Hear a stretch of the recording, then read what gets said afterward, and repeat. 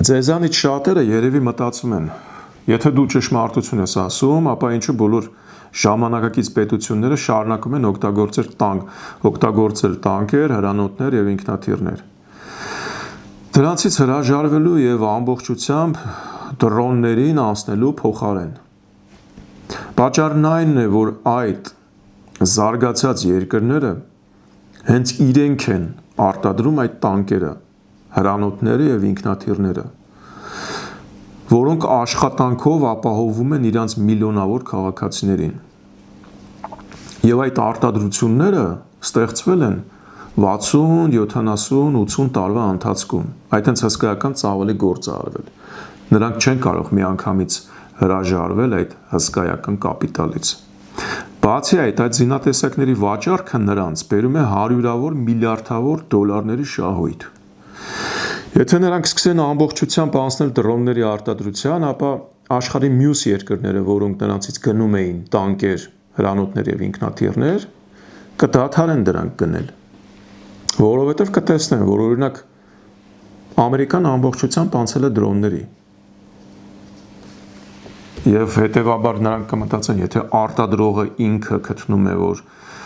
այդ հին զինատեսակները էֆեկտիվ չեն, հետևաբար մենք ինչի պետք է դա առնենք։ Բնական պրոցես է դրա համար էլ նրանք ամեն ձև պահպանում են այդ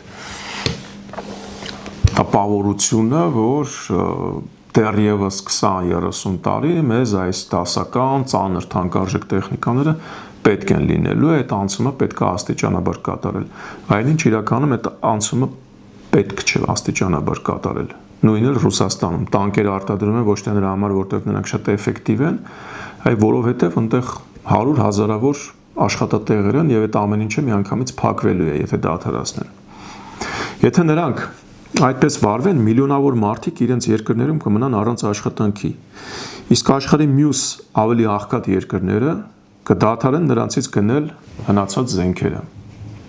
Իսկ եթե հիշենք, որ այդ երկրների նախագահների, զարգացած զենք արտադրող երկրների մասնախոսքը, նրանց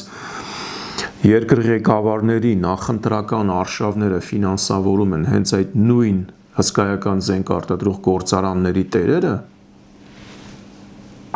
ապա վերջնականապես ամեն ինչ պարզ կդառնա, թե ինչու են նրանք շարունակում արտադրել հին և չափազանց թանկ սպառազինություն և համոզում են մեր